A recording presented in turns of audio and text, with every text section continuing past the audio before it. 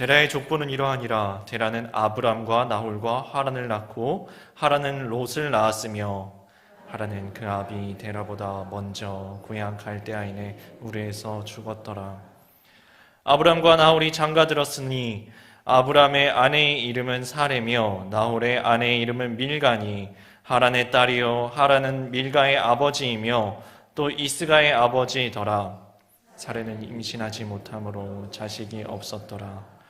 데라가 그 아들 아브람과 하란의 아들인 그의 손자 롯과 그의 며느리 아브람의 아내 사레를 데리고 갈대아인의 우르를 떠나 가나안 땅으로 가고자 하더니 하란에 이르러 거기 거류하였으며 데라는 나이가 205세가 되어 하란에서 죽었더라.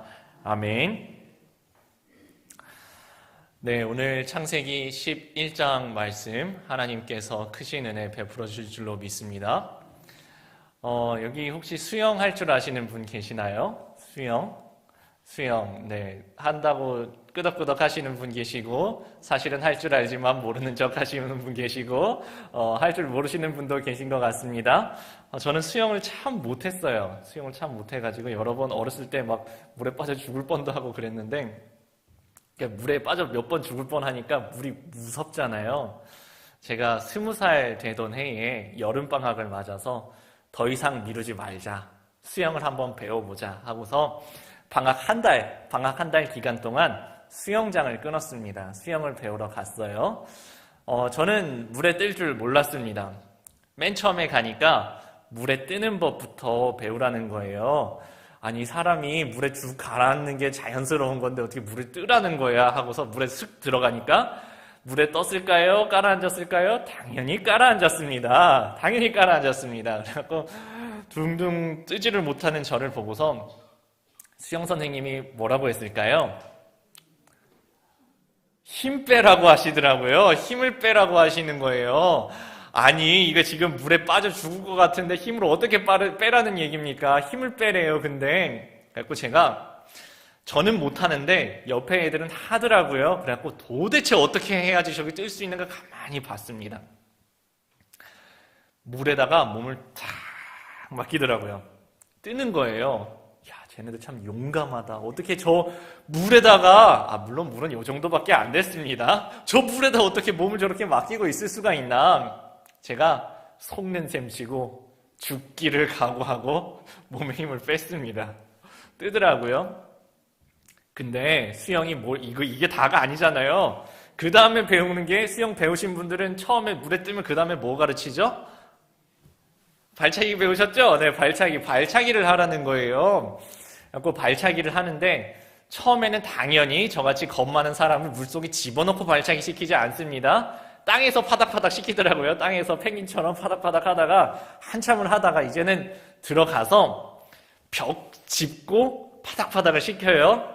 그 다음에는 킥판이라고 아시죠? 그 물에 뜨는 거, 요만한 판때기, 그걸 자꾸 파닥파닥을 시켜요. 그 다음에는 이제 그거를 빼요. 이제부터 무서워지는 겁니다. 분명히 아까까지만 떴는데 자꾸 깔아앉는 거예요. 선생님이 다시 하시는 말씀. 힘 빼라고 하시는 거예요. 힘을 다시 뺐습니다. 떠요. 그러니까 선생님이 이러시는 거예요. 발은 차야지. 발을 차기 시작합니다. 깔아앉아요. 힘 빼. 힘을 뺍니다. 떠요. 아니, 발차기도 하라고. 발을 차니까 또 힘이 들어가는 거예요. 어느 순간 발차기가 조금 이제 익숙해졌습니다. 그 다음 하는 거 뭐죠? 이거 해야죠, 이거. 팔젓기 해야죠. 이제 팔젓기를 하는 겁니다. 아니나 다를까, 제가 거기 수영장 물에 한 몇 리터는 먹은 것 같아요. 이제 깔아앉는 거죠. 팔 젓기 시작하니까. 숨이 쉬어지겠습니까?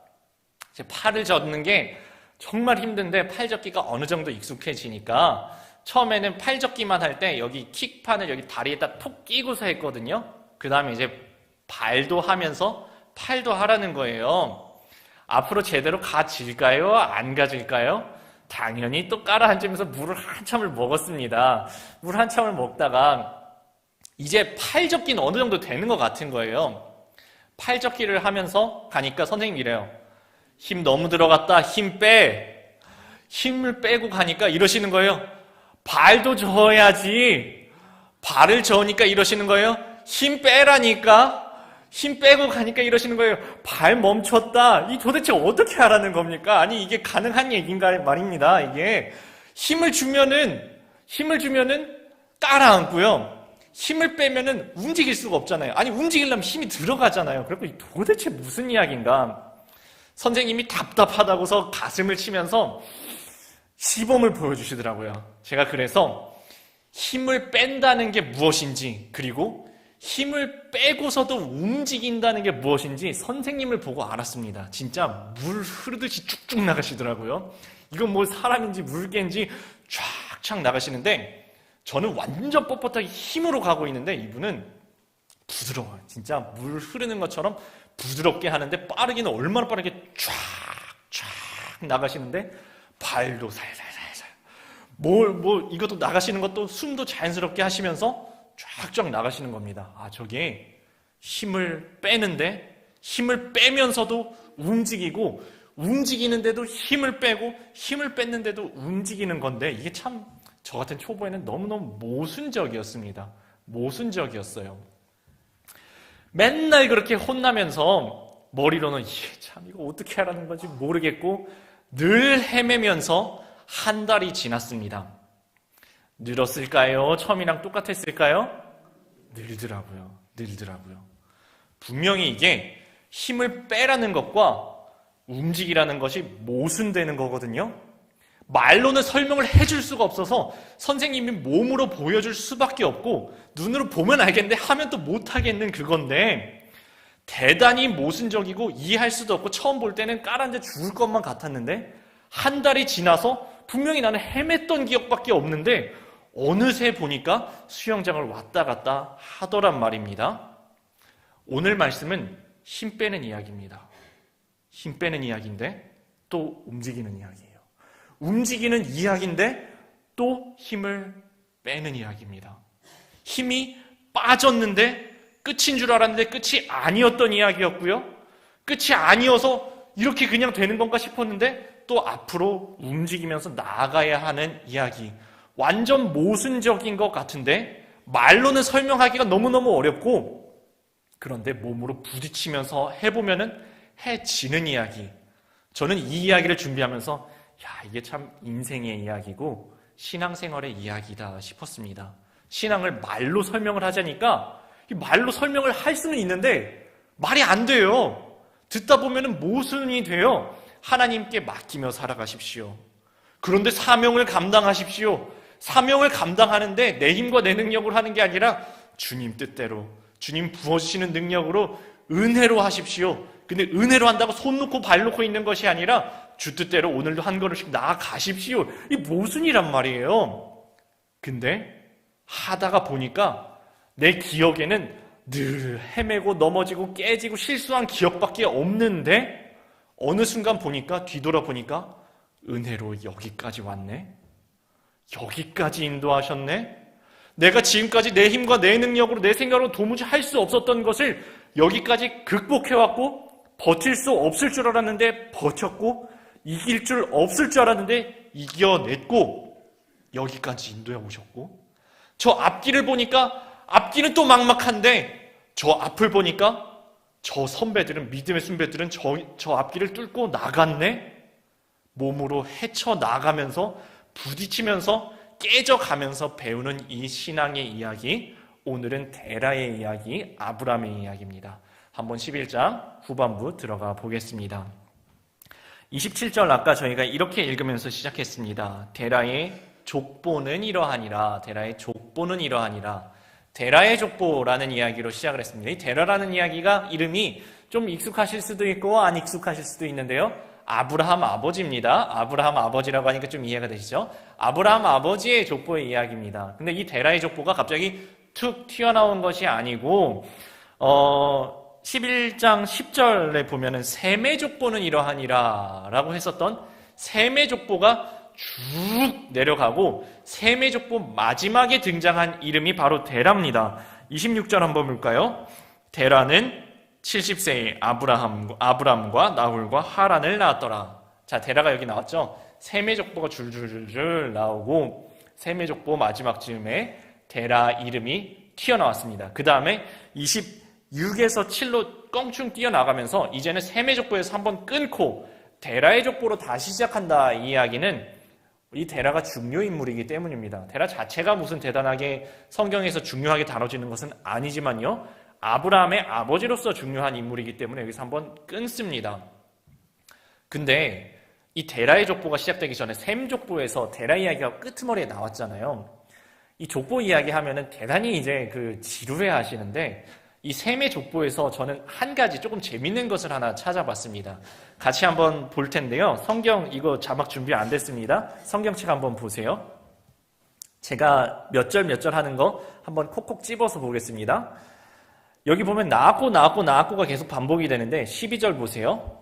아르박삿은 35세에 셀라를 낳았고, 이제 숫자를 좀 중요하게 보십시오. 14절에 보세요. 셀라는 30세에 16절, 에벨은 34세에 18절, 벨렉은 30세에 20절, 르우는 32세에 22절, 수룩은 30세에 24절, 나홀은 29세에 데라를 낳았고. 자, 이 숫자들 뭐 계속 읽으니까 생각이 안 나시죠? 제가 숫자만 다시 읽어드릴게요. 35세, 30세, 34세, 30세, 32세, 30세, 29세. 이때가 자식 낳은 그 나이입니다. 자식 낳은 나이입니다. 이렇게 듣고 보니까 이 남자 나이예요. 남자 나이 기준입니다. 대충 요새 아들, 딸 낳는, 자식 낳는 그 나이랑 크게 차이는 없었다라는 걸 아실 수 있죠. 30세 전후 29도 있고 34살도 있고 그때쯤에 이제 아이를 낳았다라는 이야기입니다. 뭐 요새랑 비슷하게 생각하시면 됩니다. 결혼해가지고 한 30세쯤 낳았구나. 남자 나이 30세쯤에. 그런데 26절에 아까 읽었던 거 있어요. 다시 한번 볼게요. 데라는 70세에 아브람과 나홀과 하란을 낳았더라. 70세. 자, 아까는 30세 근처였습니다. 70세라고 합니다. 삶이 어땠을까요? 요새는 그렇게 많이 물어보진 않던데 제가 결혼하니까 물어보시긴 많이 물어보시더라고요. 제가 33살에 결혼을 했습니다. 제가 아이를 36살에 낳았습니다. 제가 결혼을 하자마자부터 이제 권사님들이 물어보시는 거예요. 목사님, 애는 언제 낳으실 거예요? 아들 낳고 싶으세요? 딸 낳고 싶으세요? 옆에서 다른 권사님 그래요? 뭐 그런 걸 따져. 아들도 낳고 딸도 낳으시면 되지. 그래서 목사님 몇 명 낳으실 거세요? 아직 한 명도 안 낳았는데요. 1년이 지나고 2년쯤 지나니까 목사님 애는 도대체 언제 낳으실 거예요? 이제 막 물어보시는 거예요. 3년쯤 지났을 때 제가 33세에 결혼해서 33, 4, 5, 6, 4년 차에 아이를 낳았으니까 그때 기억하시나요? 2019에 제가 결혼을 했거든요. 2020 초반에 코로나가 터졌잖아요. 요새는 코로나 그냥 감기 수준으로 생각하지만 그때는 무지막지하게 무서웠던 기억 나실 겁니다. 그때는 세상이 무너지는 것 같았어요. 그래갖고 저희가 여러 가지 다른 이유가 많이 있었지만 이렇게 생각을 했습니다. 백신은 맞고 낳자. 이거 애기 임신했다가 코로나 걸리면 어떡해. 백신은 맞자. 근데 그때 백신 부작용 어쩌고 저쩌고 했던 기억도 혹시 나시나요? 임신하자마자 백신 부작용 오면 어떡해. 그러니까 백신을 둘 다 맞고 한 6개월 동안 문제가 없는지 잘 지켜본 다음에 그 다음에 임신을 해야겠다라고 생각을 했었던 기억이 납니다. 그리고 정확하게 백신을 맞고 나서 한 6개월 정도 있다가 임신을 한 것 같아요. 그리고 이제 아이가 36세, 제 나이 36세 태어났습니다. 아마 이 자리에 앉아 계신 여러분들 나이보다는 제가 좀 꽤 늦게 아이를 낳았을 겁니다. 첫 아이를 36세 낳았으니까. 지난주쯤인가, 한 2, 3주 정도 전쯤인가, 제가 이제 아이가 아장아장 걸어 다니면서 요새 하는 게 있습니다. 제 이름을 말할 수가 있게 됐어요. 의심스러우실 수 있지만 실제로 저희 이름을 이렇게 이야기를 합니다. 아빠, 종영광, 이렇게 이야기를 합니다.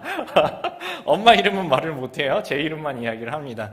제가 퇴근할 시간이 돼가지고 번호키거든요. 띡띡띡띡 소리가 나면은 아이가 알아요. 그러면 띡띡띡 정영광 하고서 합니다. 제가 보고서 너무 이뻐가지고 저희 아내한테 야 이거 어르신들이 옛날에 눈에 넣어도 아프지 않다라고 이야기하시는데 그 이야기가 무슨 이야기인지 알 것 같다라고 이야기를 했습니다. 그리고 제 아이를 봤어요. 크더라고요. 그리고 얘기했습니다. 근데 진짜 너무 아플 것 같다 그랬습니다. 눈에 넣어도 아플 것 같지 않은 이 아이, 36에 낳은 이 아이 보면서 선배들이 생각이 났습니다. 제가 요새 나이로는 아주 늦게 낳은 게 아니에요. 요새는 뭐 40 넘어서 45 넘어서 50이 넘어서도 첫 아이도 낳고 하시더라고요. 남자 나이로요. 그분들을 보니까 진짜 금이야 오기야 하면서 키우시더라고요. 늦게 낳으셨으면 늦게 낳으셨을수록. 제가 그러면서 옛날 생각이 났습니다. 옛날에 제가 그 강원도에 살았을 때 저희 교회에는 아이를 12 낳으신 분이 계셨습니다. 권사님이. 그 권사님은 한 명 한 명 금이야 오기야 하면서 키우셨을까요? 제 눈에는 안 그래 보이시더라고요.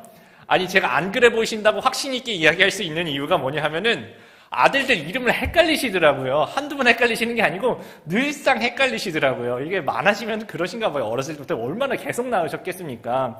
뭐 요새는 이제 뭐 많아야 한두 명, 세 명 이렇게 나니까 그것도 늦게 나니까 이제 금이야 오기야 키우지만 옛날에는 뭐 애들 뭐 저기 흙에서 흙 파먹고 놀았잖아요. 저도 그러고 놀았습니다.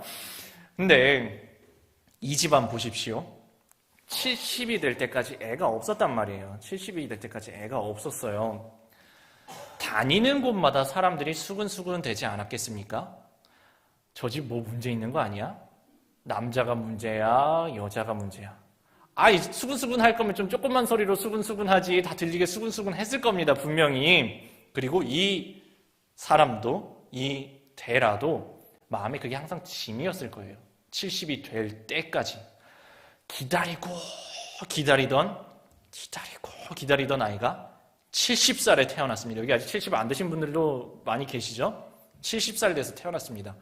얼마나 귀한 아이들이었겠습니까? 이 세 아이들이 그 70살 돼서 줄줄이 이제 태어난 거예요. 늦게까지 아이를 낳지 못해서 마음의 아픔을 품고 70년을 살았던 집안의 이야기입니다. 그런데 그 귀한 아이에게 무슨 일이 생깁니다. 이 집안의 힘을 쏙 빼놓는 일이 하나가 생깁니다. 28절 말씀입니다. 하란이 데라 자식입니다. 아들입니다. 하란은 그 아비 데라보다 먼저 고향 갈대아인의 우르에서 죽었더라. 그렇게 힘들게 얻은 귀한 아들이 죽었습니다. 부모보다 일찍 죽었습니다. 저는 목회자라서 장례를 자주 참석을 합니다. 정말 자주 참석을 합니다. 그런데 장례를 아무리 많이 참석을 해봐도 슬프지 않은 장례는 없는 것 같아요. 90이 넘으셨어도 그 장례는 여전히 슬픕니다.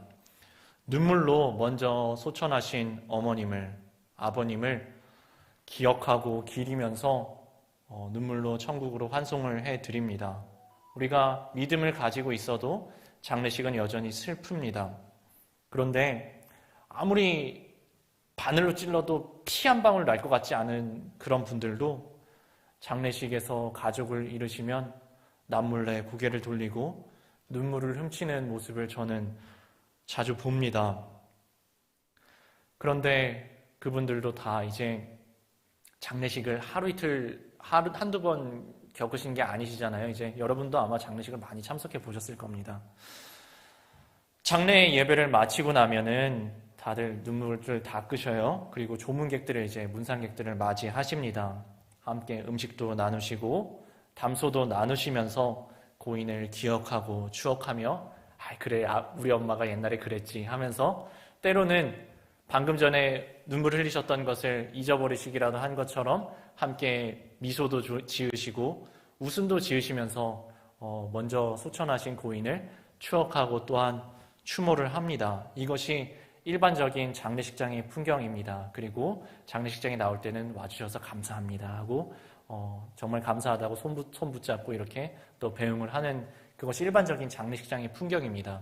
그런데 옛날에는 가정에서 장례식을 해서 그 장례식 하면은 한 장례식밖에 못 보잖아요. 근데 요새는 장례식장에서들 하시죠? 장례식장에 가면은 우리 장례식만 보는 게 아니라 다른 집들의 장례식들도 이렇게 지나가면서 보게 됩니다.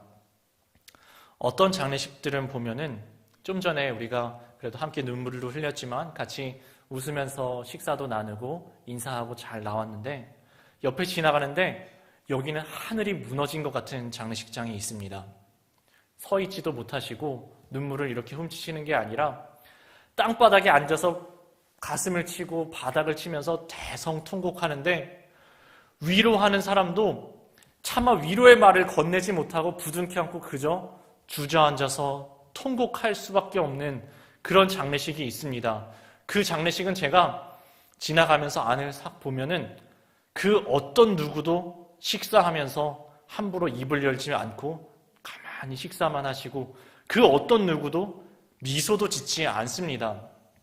제가 이 집안은 도대체 어떤 사연이 있으신가 하고서 밑으로 내려가면서 요새는 그 장례식장마다 맨 앞에 보면 큰 전광판에 그 누구누구 고인 누구누구 향년 몇 세 사진도 있으시고 상주 누구 아들 누구 딸 누구 손자 누구 이렇게 있는 거 아시죠? 제가 그걸 가만히 보고 와요. 보는데 이해가 됩니다. 영정사진이 너무 젊으셔요. 영정사진이 너무 젊으십니다. 상주라고 머리에 리본을 꼽은 여자아이와 상주라고 옆에 완장을 찬 아이가 너무 어립니다. 이 어린 상주가 사실은 죽음이 뭔지 제대로 이해하지도 못하면서 어른들이 다 우시니까 따라 울다가 지쳐서 어른들 무릎에 울다 지쳐서 잠들어 있는 모습, 또는 옆에다 완장을 차놓고도 아직 죽음이 뭔지를 이해를 하지 못해서 어른들은 다 무너져 내리시는데 아이만 혼자 천진난만하게 뛰어다니는 모습, 그 모습이 더욱더 그 장례식에 참석한 모든 이들을 슬프게 만듭니다. 데라의 가정이 딱 그런 상황이었습니다. 70년이 되도록 기다리고 기다리던 아들, 그 아들이 아버지보다 부모보다 먼저 젊은 나이에 세상을 떠나버린 상황이었습니다. 이보다 더 힘 빠지는 상황이 있을 수가 있습니까? 이보다 더 절망스러운 상황이 있을 수 있냐는 말입니까? 그런데 이 안 그래도 힘이 빠져있는 이 집안에 추가적으로 힘이 더 빠질 수밖에 없는 상황이 찾아옵니다. 30절입니다. 사례는 임신하지 못함으로 자식이 없었더라. 데라의 아들 하란이 있고요. 나홀이 있고요. 아브라함이 있어요. 하란은 먼저 젊은 나이에 아버지보다 먼저 세상을 떠났습니다. 이제 나홀 그리고 아브라함이 있는데 이 아브라함은 결혼을 했는데 자식을 낳지 못하는 겁니다.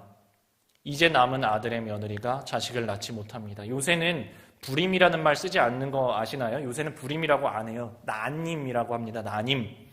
불임은 임신 불가능하다는 말인데 이렇게 누가 함부로 말할 수 있냐? 불가능하다는 말은 쓰지 말자.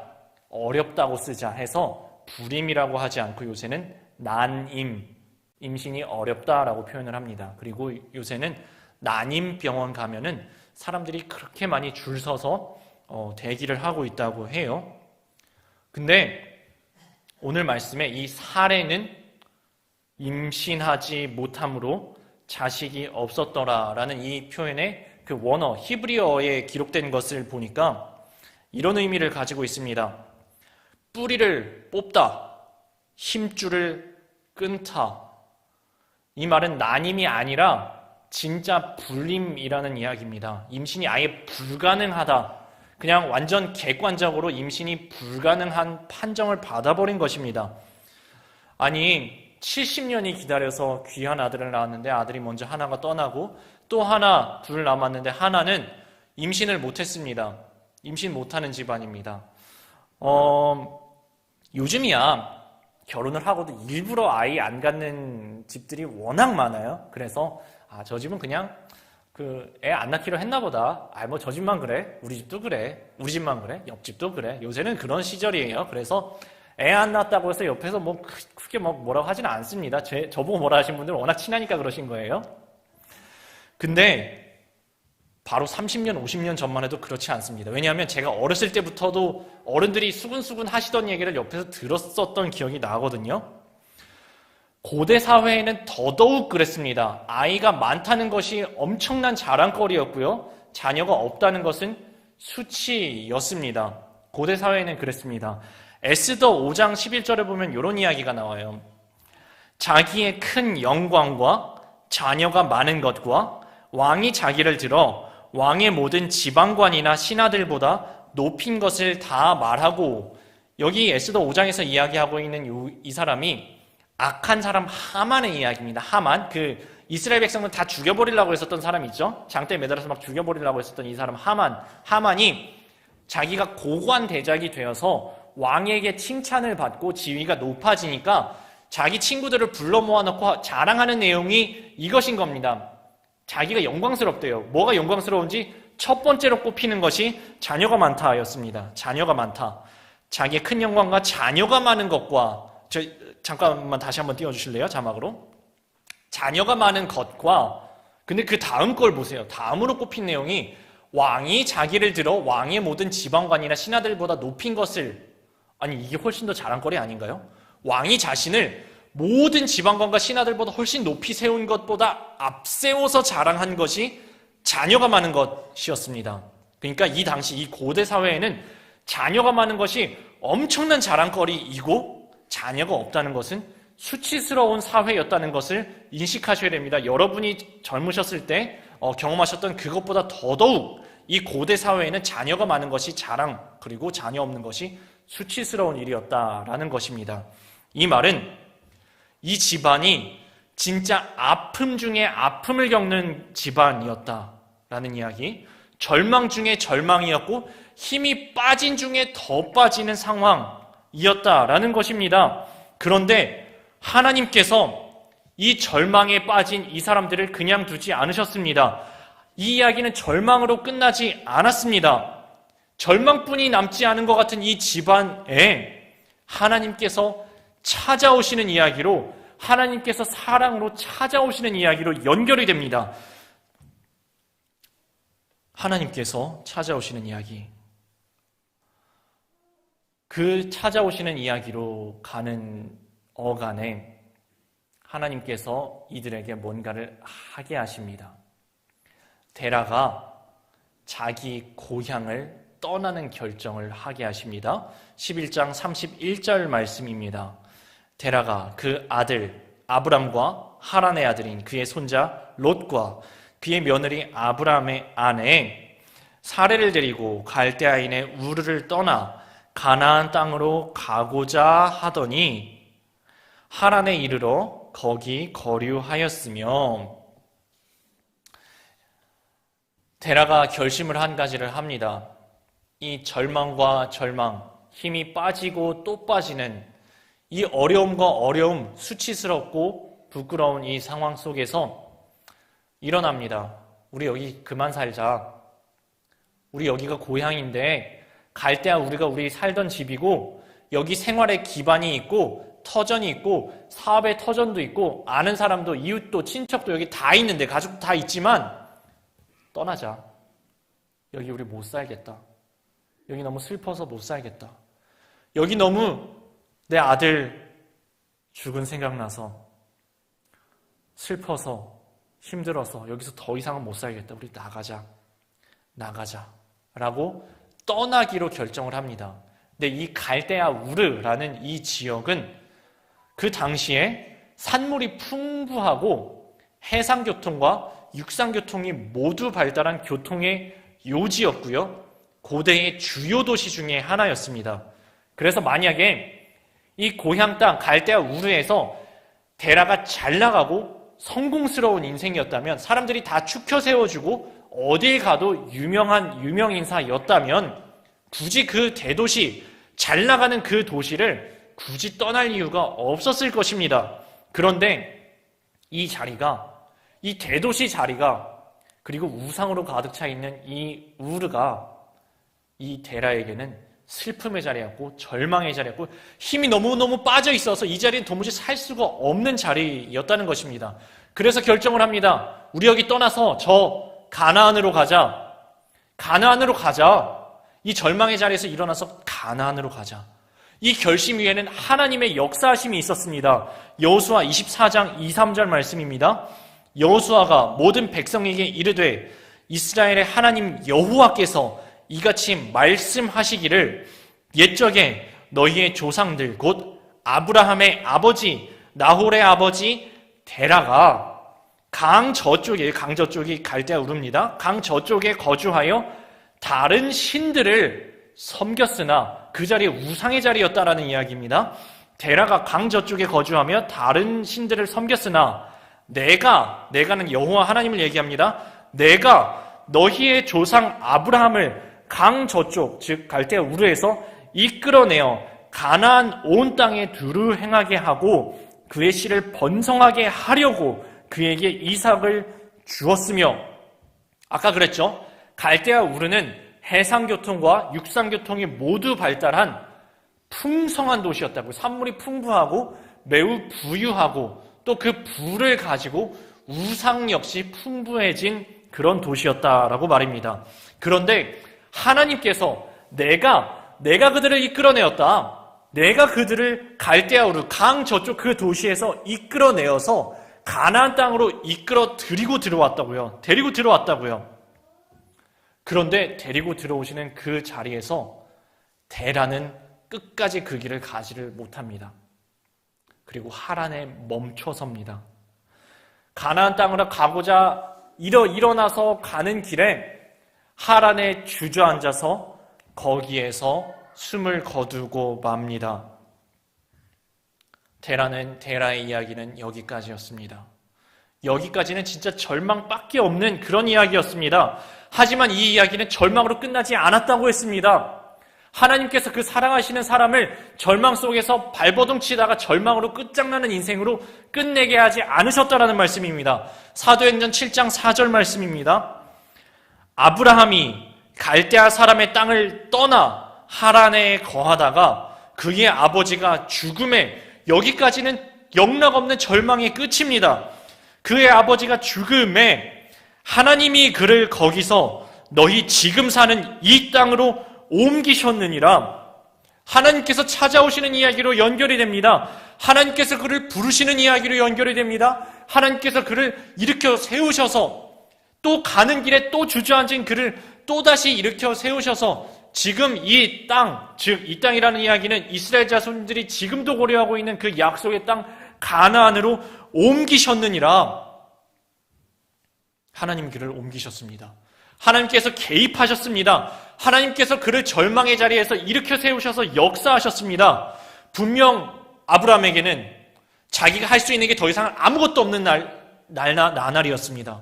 아무것도 자기가 할 수 있는 것이 없는 절망의 순간이었습니다. 완벽하게 힘이 빠져버린 상황이었습니다. 그런데 하나님께서 자기가 사랑하시는 아브라함을 그냥 버려두지 않으시고 방치하고 망하게 내버려두지 않으셨다는 말씀입니다. 절망 중에 위로를 허락하셨다는 것입니다.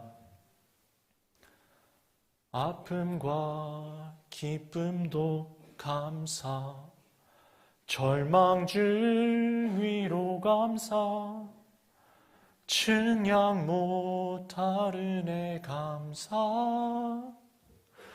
크신 사랑 감사해. 사랑의 하나님이 절망 중에 위로를 허락하셨다는 말씀입니다. 절망을 그냥 내버려두지 않으시고 절망 중에 위로하심으로 찾아오셔서 일으켜 세우시고 옮기시는데 그냥 옮기시는 게 아니라 약속의 땅 가나안으로 옮겨서 심으셨다라는 말씀입니다. 분명히 말씀드립니다. 하나님께서는 하나님의 사람을, 주께서 사랑하시는 사람을 그 절망의 순간에 그냥 내버려두지 않으십니다. 힘이 빠지고 또 빠지고 넘어지고 처절하게 절망했을 그 자리에서 하나님께서 내버려 두지 않으신다는 말씀입니다. 반드시 찾아가시고 일으켜 세우시고 절망 중에 위로를 주시고 결국은 그 자리를, 절망의 자리를 기쁨과 감사의 자리로 뒤바꾸어 주신다는 말씀입니다. 우리는 그 자리에서 절망 중에 위로의 하나님을 발견하게 됩니다. 왜냐하면 그때가, 바로 그때가 하나님의 때이고 바로 그 시간이 하나님의 시간이기 때문입니다. 우리는 이 모순되는 진리를, 절망 중에 위로라는 이 진리를 슬픔이 변하여 기쁨이 되게 하신다는 이 진리를 눈으로 보고 귀로 듣고는 당장 이해할 수 없습니다. 왜냐하면 이게 모순되는 진리이기 때문입니다. 아까 힘을 빼지만 움직여야 되는 것처럼 이게 너무너무 모순된 진리이기 때문에 당장은 이해가 되지 않을 수 있습니다. 그러나 희한하게도 하나님께서는 이렇게 모순되는 진리 속에서 일하십니다. 내가 연약할수록 더욱 귀히 여기시고요. 내가 약할 때에 오히려 강함이 되어 주십니다. 내 힘과 내 노력과 내 힘으로는 도무지 뚫고 없는 그 막막한 상황을 마주하였을 때 내가 겸손히 주님을 붙잡으면, 주님을 의지하는 그때에, 믿음으로 주님 붙잡는 그때에 역사하심으로 이 장벽이 아무것도 아닌 것으로 만들어 버리시는 것이 하나님의 역사하십니다. 그런데 착각하지 말아야 합니다. 하나님께서, 그 절망 중에 위로로 찾아오신 하나님께서 이렇게 말씀하시지 않으십니다. 야, 너 힘들었지? 이제 너 한숨 푹 자. 내가 다 해놓을게. 너 푹 자면, 두 다리 뻗고 푹 자면은 내가 다 해놓을 테니까 일어나가지고 내가 차려놓은 밥이나 먹고 너는 계속 잠만 자. 이러지 않으십니다. 이렇게 말씀하지 않으시고 사명을 주시고 일을 맡기십니다. 창세기 12장 1, 2절 말씀입니다. 여호와께서 아브라함에게 이르시되 너는 너의 고향과 친척과 아버지의 집을 떠나 내가 내게 보여줄 땅으로 가라. 내가 너로 큰 민족을 이루고 내게 복을 주어 내 이름을 창대하게 하리니 너는 복이 될지라. 하나님께서 너 힘든 일 겪었으니까 이제는 쉬어.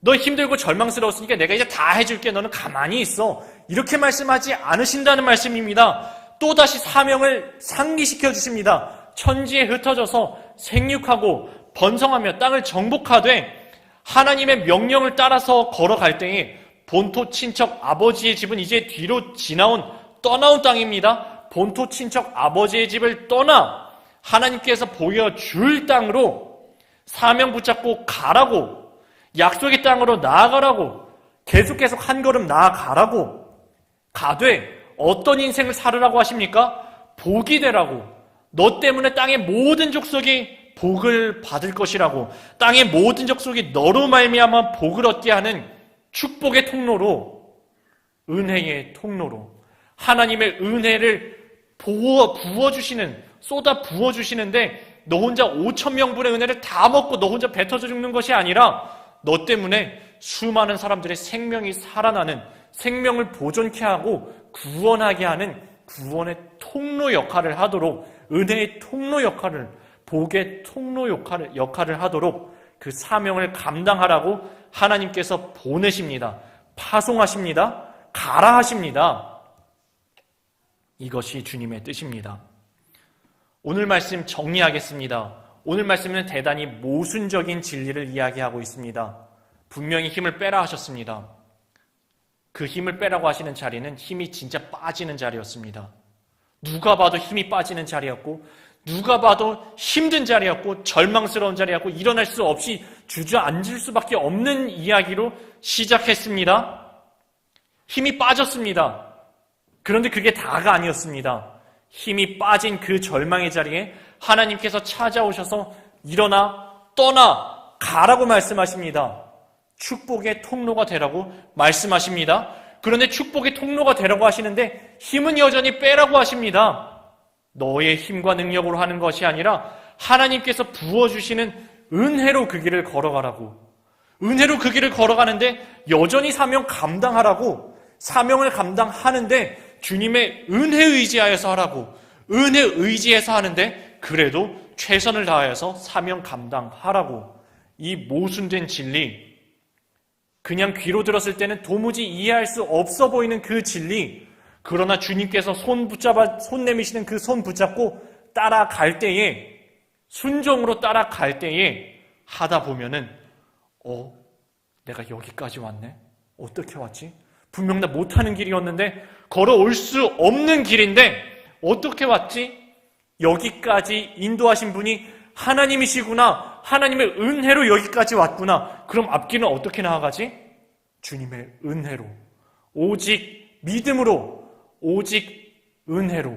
그러나 최선을 다하여서 사명 감당하면서 오늘도 한 걸음 내걷는 이 길, 힘을 빼면서도 앞으로 나아가는 이 진리 앞에 서신 여러분, 아브라함을 부르셨던 그 자리, 데라의 절망의 자리, 눈물의 자리, 넘어짐의 자리, 그러나 끝장이 아니었음을 기억하시고 주님의 손 붙잡고 그 은혜에 힘입어서 오늘도 주님 안에서 주의 은혜로 걸어가시며 믿음으로 승리하시는 여러분의 발걸음 다 되시기를 주님의 이름으로 축원합니다.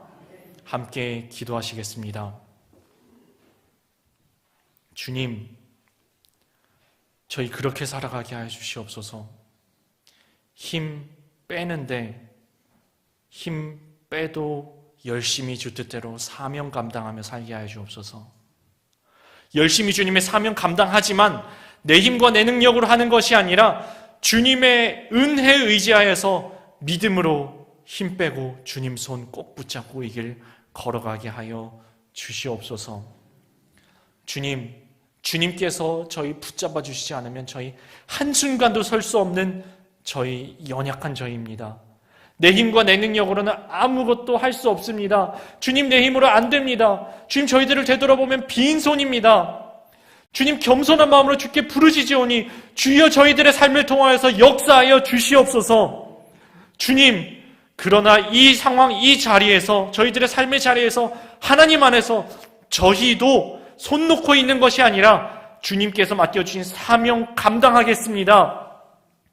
저희의 생명이 생명의 주님이 하나님이심을 인정하며 주님을 위해 힘써 살아가기 원합니다. 그러나 여전히 내 힘과 내 능력으로 하는 것이 아니라 오직 믿음으로, 오직 은혜로 이 사명 감당하기 원합니다. 주님, 그렇게 살아가게 하여 주시옵소서. 주의 은혜로 주님만 바라보며 주님께서 허락하신 저희들의 삶을 살아나는, 이겨내는, 믿음으로 승리하는 저희들의 삶 다 되게 하여 주시옵소서. 예수님의 이름으로 기도드립니다. 아멘. 오늘은 찬송가 말고 찬양하려고 하는데요.